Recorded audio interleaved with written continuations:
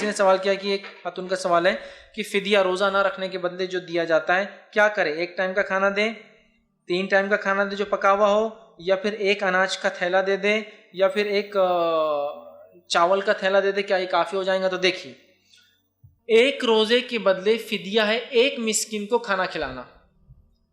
अब्दुल्ला इब्न अब्बास रज़ी अल्लाह अन्हुमा का एक कौल है, उस कौल के मुताबिक वो कहते हैं, जैसा कुरान ने कहा कि अगर कोई रोज़ा ना रख सके तो वो क्या करे, वो एक मिस्किन को खाना खिलाता है। वो कहते हैं खाना इंसान दिन में 2 बार खाता है, तो लिहाजा एक मिस्किन को 2 टाइम का खाना है। लेकिन कुरानी आयत है ताम मिस्किन, खाना खिलाओ मिस्किन को, तो लिहाजा आम बात तो यही है जो मारूफ है कि एक वक्त का है, लेकिन अब्दुल्ला इब्न अब्बास के कौल के मुताबिक 2 वक्त का वो कहते हैं। तो बहरहाल को इसको मान भी ले तो भी ठीक है, मसला नहीं, चूंकि अब्दुल्ला इब्न अब्बास का कौल है। लेकिन मैं तो ये कहता हूँ एक वक्त का खिलाए।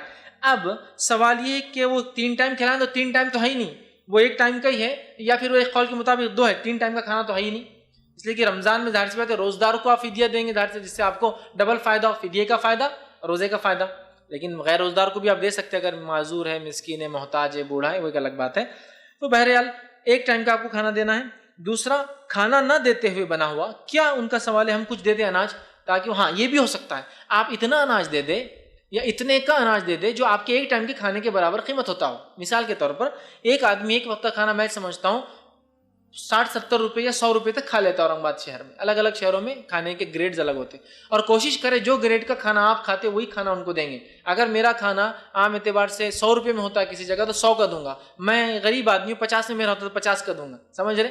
ये नहीं कि मैं खाना तो 100 का खाता हूँ, लेकिन जब फिदिया दे रहा हूँ तो 20 रुपये वाला सड़ा हुआ पता नहीं कुछ तो भी नहीं, वही क्वालिटी का। तो बहरहाल तो अब क्या हम अनाज दे, तो हाँ आप उस खाने की कीमत के बराबर अनाज दे दें, जिसमें हो सकता हो एक टाइम नहीं, मतलब 30 दिन के रोजे छूटे तो 30 टाइम नहीं बल्कि 60 टाइम खा ले जरूरत पड़ने पर। समझ रहा मैं क्या बोल रहा हूँ?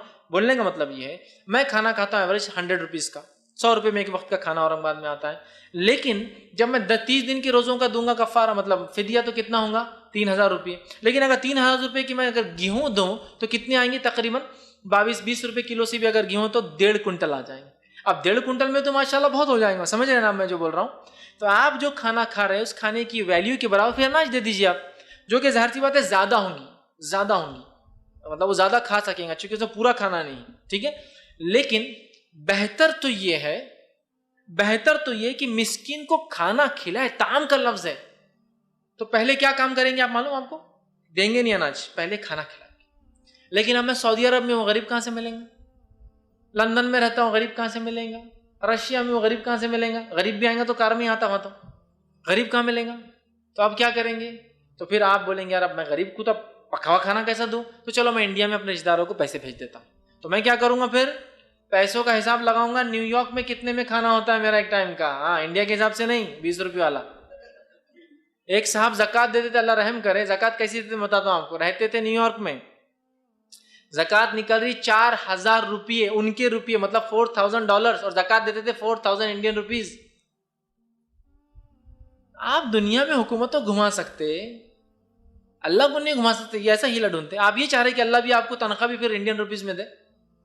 $4000 बोले मेरे ज़कात होती, पैसा तो पैसा है बोले, मैं इंडिया में बोलता हूँ 4000 दे दो। मैंने कहा अरे वाह, अल्लाह से तो मांगता डॉलर में और ज़कात चुकाता रुपीज में, वो भी इक्विवेलेंट। हाँ कोई ये कर सकता है कि $4000 इक्विवेलेंट तो कितना होता है आज की कीमत में? तकरीबन 60,000 रुपये का 1000 रुपया समझो बनेगा, है ना?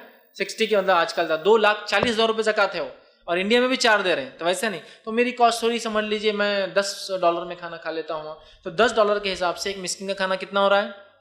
रोज देना है 30 दिन का, तो कितने डॉलर हो गए? $300। $300 तो इंडियन करेंसी में 18,000 रुपये होंगे। अब यहाँ हो सकता है बहुत लोग खा ले उसके बदले में, लेकिन आप अपने हिसाब से, चूंकि आपको देना तो उस जमीन पर था एक मिस्किन को, चूंकि वहां कोई मिस्किन है ही नहीं, तो जब आप इंडिया में देंगे तो क्वालिटी ऑफ फूड तो वही होगा ना, उसका ग्रेड वो नहीं डाउन होगा। तो आप यहाँ पे दीजिए, यहाँ हो सकता है एक नहीं 18,000 में, तो मैं समझता हूँ माशाल्लाह महीना भर घर चल जाता है किसी का, यहाँ तो महीना भर भी नहीं, मैं समझता हूँ कुछ लोगों के 3 महीने चल जाएंगे 6,000 रुपये के हिसाब। तो बहरहाल वही एक अलग चीज़ है। तो हमको खाना देना है, उस मिस्किन को खिलाना है। अलग अलग इलाके के एतबार से नोयतें बदल सकती है, खाने की कॉस्ट बदल सकती है। तो अगर समझ लीजिए आप खाना नहीं खिला सकते हैं किसी को, और एक तो ये कम से कम है, लेकिन फिदिया तो एक का है, लेकिन अगर आपको रमज़ान है इजाफा करना तो अल्लाह सदक़े में कन्वर्ट कर देंगे, ज़्यादा चीज़ों को दीजिए ना, ज़्यादा। क्यों, हम ये तो कम से कम लिमिट है, इससे ज़्यादा आप खर्च कर सकते हैं ना। तो जहाँ एक मिस्किन को आप दे रहे भाई ये तो फिदिये का है और 2 भी घर में उनकी खाना नहीं है, चलो 2 को भी 3 का कर लेते, अल्लाह और देंगे आपको। तो बहरहाल एक मिस्किन को आपको एक वक्त का खाना है, तो फर्स्ट प्रेफरेंस खिलाने को है, खाने को, फिजिकली खाना बना के खिलाइए।